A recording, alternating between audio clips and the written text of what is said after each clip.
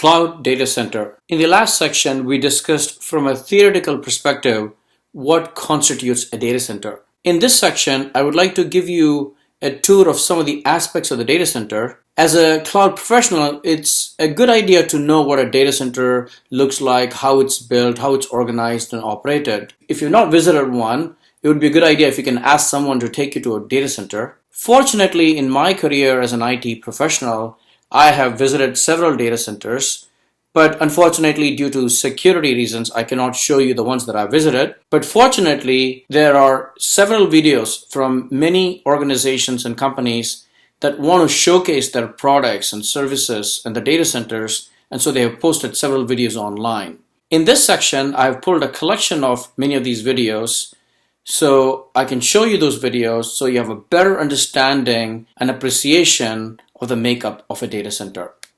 So as part of this section, we'll look at a video on how a server rack is organized. Then we will look at how cabling is done across server racks. Then we'll look at the top of a rack switch. This is a company that is advertising top of rack switch versus the end of row switches that we talked about. Then we'll look at cooling. We know that cooling is a very important aspect of a data center because IT equipments generate a lot of heat. Then we will look at airflow from the perforator floor. Then we'll look at a mechanical room, and then we'll look at a containerized data center. It's a company that is showcasing their container data centers. Then we'll look at data center stuff, which is a very important part of data centers. Then we'll look at the Google data center. Google has uploaded their video on what their data center looks like. So it's one of their several data centers. So let's look at that. And then we'll look at the Microsoft Cloud data center. All right, let's begin. In this video, you'll see how server racks and cabinets are built so that the servers can be arranged from top to bottom in an organized fashion with appropriate ventilation and space for wiring. This is a video from a company that is selling server racks featuring a specific model. So let's take a look at this. Hey guys, welcome back to Global One Server Racks. Today we're going to go over the APC AR3300 SX enclosure. This cabinet comes with a locking mesh front door. Each cabinet comes with a perforated rooftop along with adjustable square hole mounting posts. As you see numbered here, up to 42U in space. Each cabinet also comes with sectional side panels. You have a top and a bottom panel. Easy to remove. It's a single push button, as you see here on the bottom panel.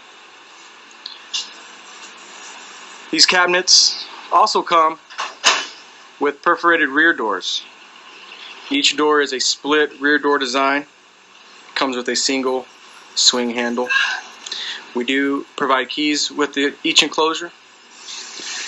Here you will see the additional PDU cable management mounting space. Each one of these cabinets offer this on the left and the right side. These cabinets are available online at globaloneresources.com. You can also reach us toll free, 877-307-7225. We thank you guys for taking your time to look. Come back and see us. That was a video on server rack. Well, data center has many of these racks connected, and then you have to run wiring through these different racks. We talked about structured and unstructured wiring. In this video, you will see how facilities professionals are laying down racks and the cabling system to connect the various servers. The servers are not there yet, but they are laying down the cables anyway. So take a look at how cables are laid out in a data center.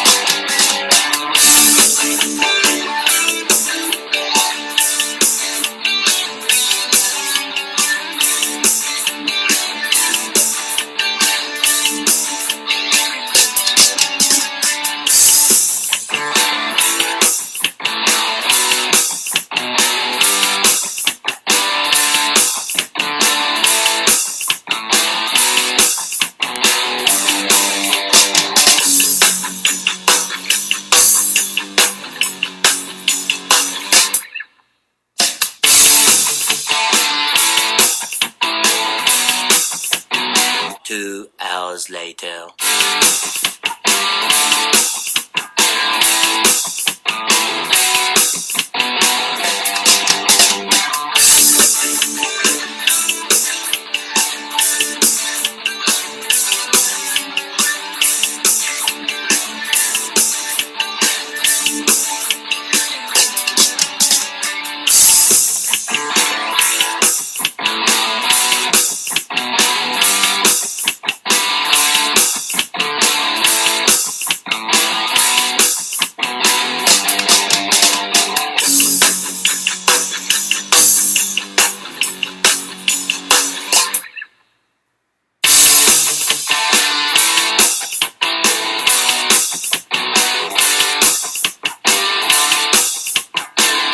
Two hours later.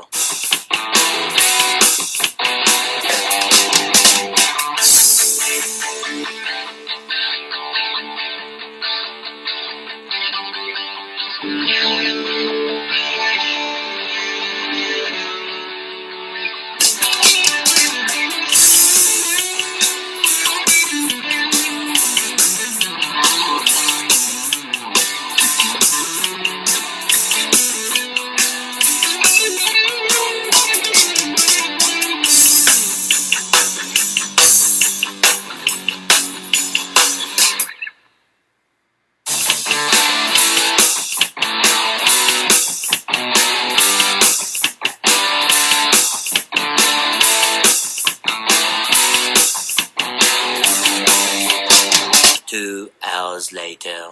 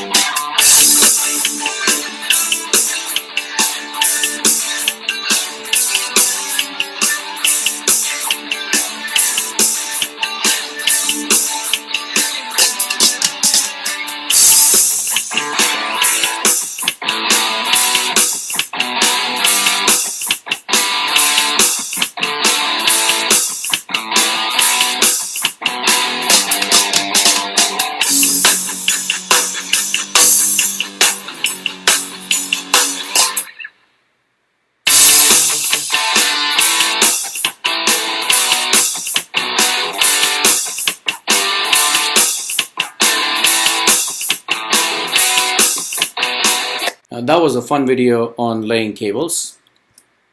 We also talked about switches. We talked about two kinds of switches, top of rack switch and an end of row switch. In this video, you will see Netgear advertising its top of rack switch. A top of rack or TOR switch is a switch that sits at the very top or in the middle of a 19-inch rack in data centers or server rooms. Each server and network storage device can be directly connected to the TOR switch, eliminating the need for intermediate patch panels. The only cabling outside the rack is the TOR switch uplink connection to the aggregation layer, making moving racks easy.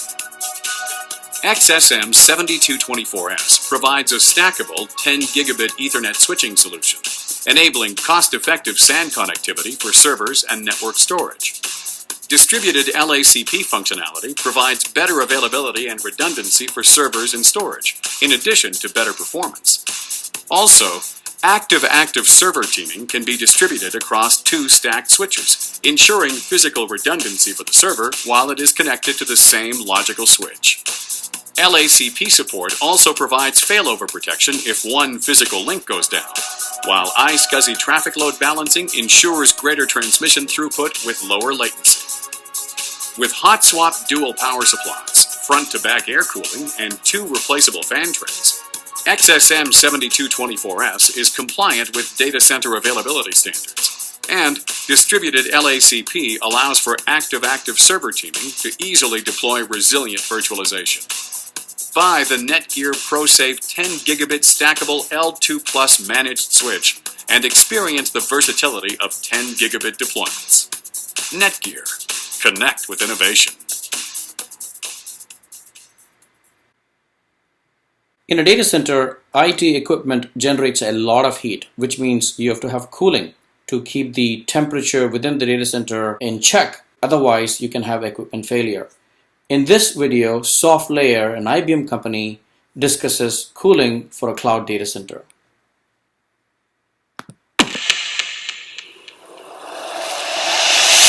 We're in D5 Pod 1 in Dallas in our Alpha headquarters, and I wanted to quickly show you how the AC units work in our data centers. A couple people have asked on Twitter what that looks like, and I have no idea if you can hear me, so I might be yelling and you might be having to kind of turn down your volume.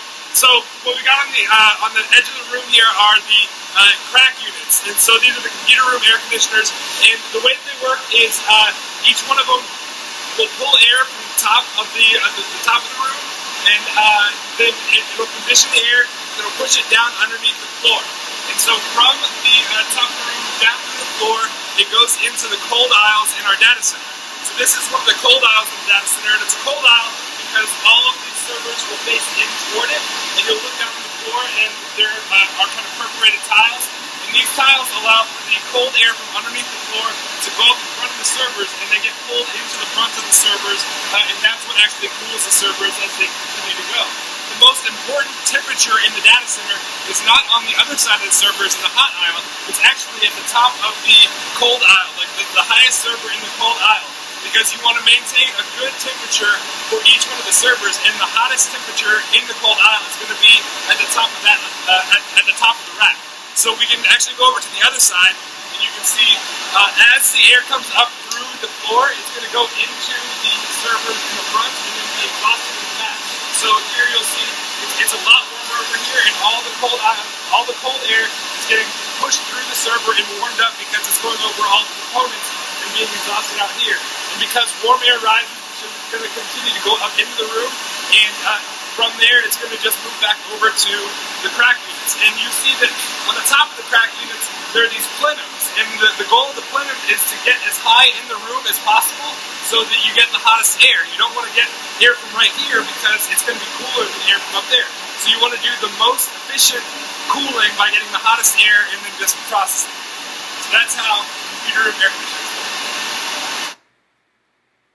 If you recall, we talked about the hot aisle and the cold aisle. So as you see in this video, he talked about the two different aisles. Cold aisle is where the perforated floors are pushing cool air from the bottom up, and the hot aisle is where the heat is rising up and the hot air is rising to the roof. This is a fun little video. This video shows you how a perforated floor, in fact a perforated raised floor, pushes cold air from the bottom. So you have a small post-it paper that is floating or hovering over the floor, being pushed up, illustrating to you that the cold air is being pushed from the bottom to the roof.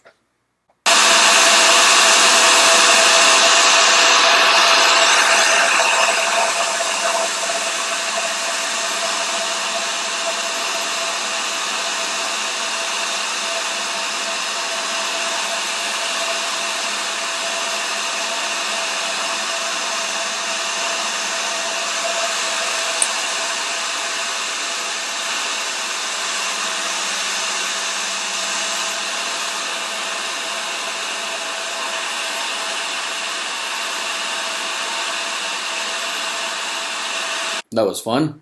All right. Now let's look at the power mechanical room. We learned that every data center has a mechanical room, which is where they have the cooling equipment. In this video, you will see a product team lead from Bell Hosting talk about the mechanical room and how they have teamed up with local companies for power.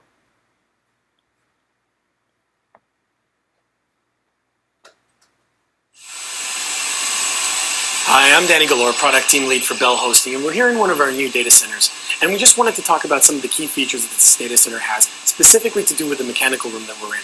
As you can see, the mechanical room that we're in right now is a very clean environment. There's a good reason for that. What we've done here is we've partnered up with a local community power provider, and what they're going to be able to provide us with is both power and cooling capability for our data center. Now, the way that they're providing power is in three different ways. The first way is that they're providing power from the grid. The second way that they're providing power is directly from power generators that they're continuously turning on, and therefore do not require the need for continuous testing of the generators. The third way that we're getting power into this data center is through a solar array that's sitting on the roof, and on a nice sunny day, that provides a significant part of our data center power needs. Now, the other part of what the provider is giving us is chilled water.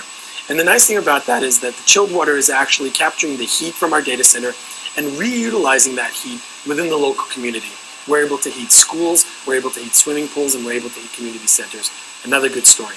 As you can see, what we've done here is we've created a situation where the power provider is actually able to concentrate on what they do best, which is providing power and chilled water to an environment. And we can concentrate on what we do best, which is taking care of your data in a secure fashion. As you can see, Bell is building data centers right now that are able to help the environment in a very efficient and very green manner. And this creates a situation where we've got a win for our customers, a win for our data centers, and a win for the community.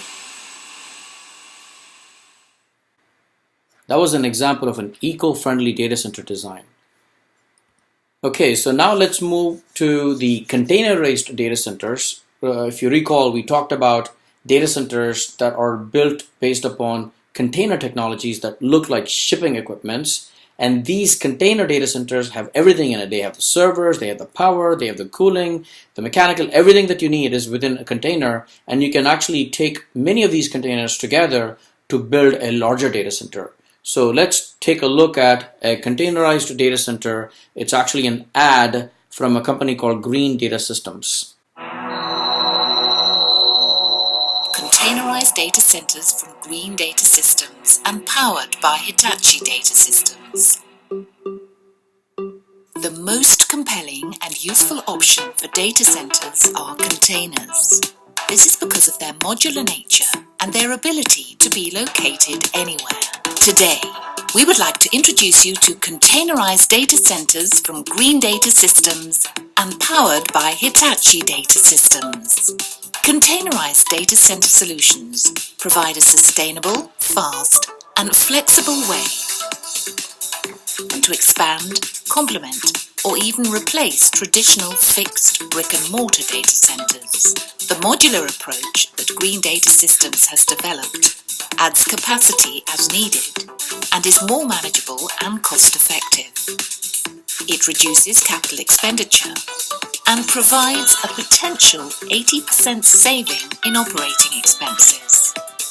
Realization of a conventional data center usually takes 24 to 36 months. Green Data Systems containerized decanters can be implemented within 10 weeks and can be customized with quality cooling, security, UPS, and IT technology.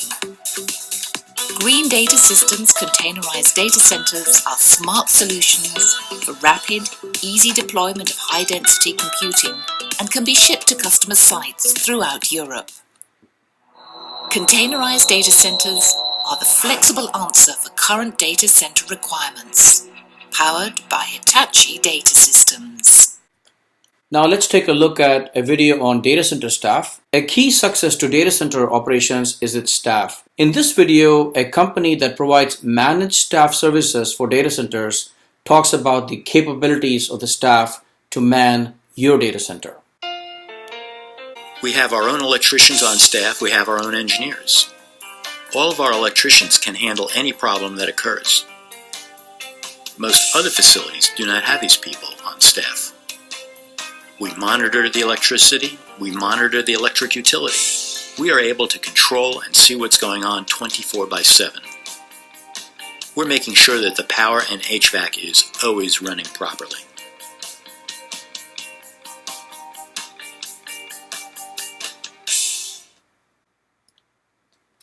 I have a friend that works for Google, so I visited the Google campus. But unfortunately, I could not see much of the data center because of secrecy and privacy within Google. But this video from Google gives you a tour of the Google data center. Take a look at this video from YouTube.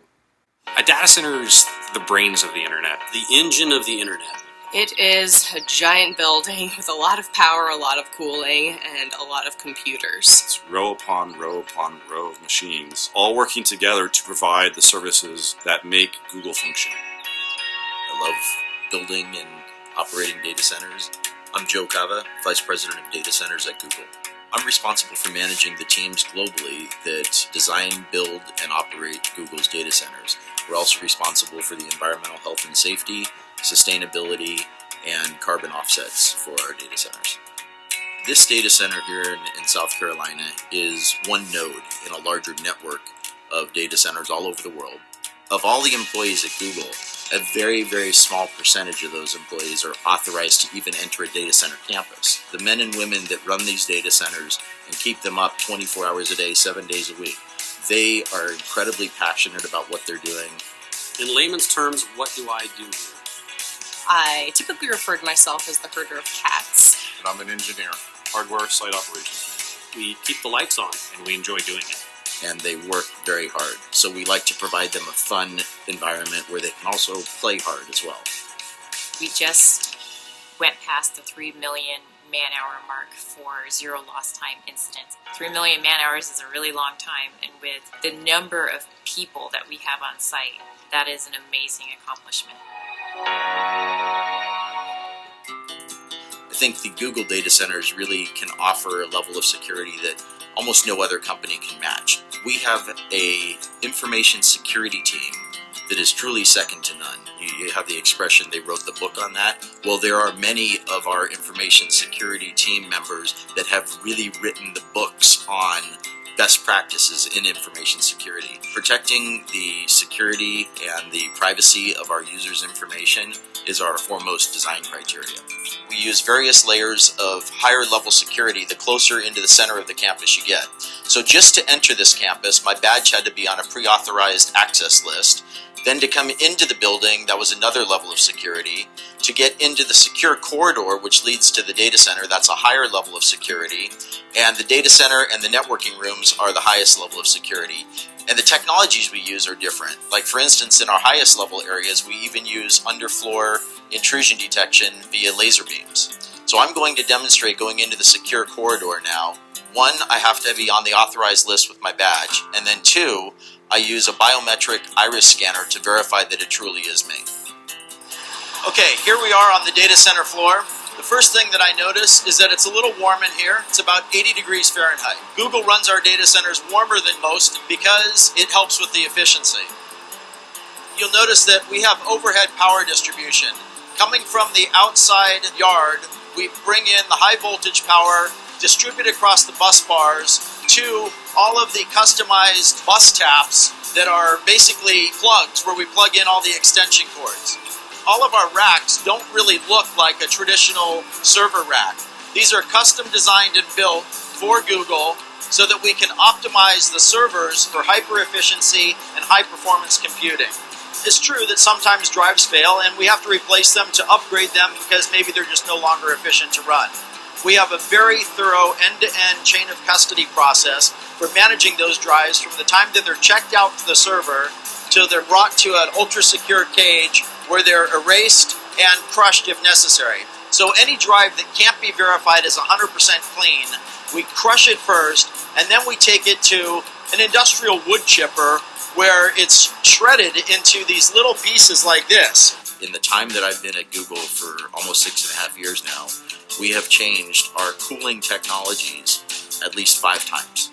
Most data centers have air conditioning units along the perimeter walls that force cold air under the floor that then raises up in front of the servers and cools the servers. In our solution, we take the server racks and we butt it right up against our air conditioning unit. We just use cool water flowing through those copper coils that you see there. So the hot air from the servers is contained in that hot aisle.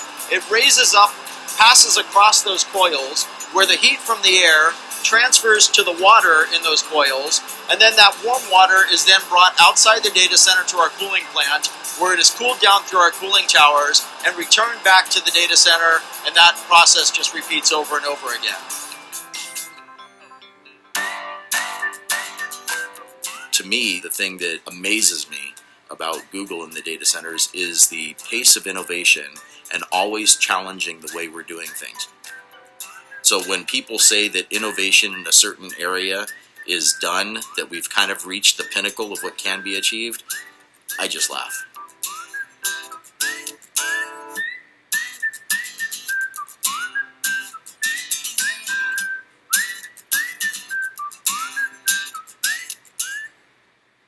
Now that was Google, the Google data center. Google is a pretty big company. The last time I heard, they have close to 1 million plus servers. And so they have very specialized data centers, very customized data centers. You saw their server racks are very specialized. You also saw the cooling is also very specialized. Since they are operating at such high volumes, they have devised their own technologies for the data centers. Okay, now let's look at one more video. We're going to look at the Microsoft data center, which is going to talk about the Microsoft cloud technology. Don't forget, Microsoft also offers a cloud platform called Azure. So in this video, Microsoft talks about their cloud data center. Let's take a look. Microsoft's cloud is comprised of a globally distributed data center infrastructure supporting over 200 online services, including Azure, Office 365, Bing, MSN, Windows Live, Hotmail, and Xbox Live. More than 1 billion customers and 20 million businesses in over 70 countries use these services each year. Today, we're going to take you on a brief tour of a Microsoft data center and share how we ensure trustworthy and reliable cloud services while continuously improving performance, scalability, and efficiency. Microsoft operates a global array of data centers and edge compute nodes, all connected through a high-speed network. Our major data centers house tens of thousands of high-performance processing and storage servers in high-density racks. Chillers and air handling equipment ensure precise control over environmental conditions. Uninterruptible power supplies, or UPS systems, and vast banks of batteries help ensure power remains continuous in the event of a short-term disruption. Emergency generators provide backup power for extended outages and for planned maintenance, and can operate the data center with on-site fuel reserves in the event of a natural disaster. A high-speed, robust fiber optic network connects servers within the data center and connects each data center with other major hubs and internet users. Edge compute nodes host workloads closer to the end users to reduce latency and increase overall service resiliency. Microsoft ensures high availability through multiple layers of redundancy, advanced monitoring and incident response, and geo-redundant backup and graceful failover capability, all managed through our geographically distributed Microsoft Operations Centers operating 24/7, 365 days a year. We also deploy one of the largest implementations of Microsoft System Center in the world, and we use our own data repository called Scry to record power consumption and allow precise cost allocation to our internal business groups.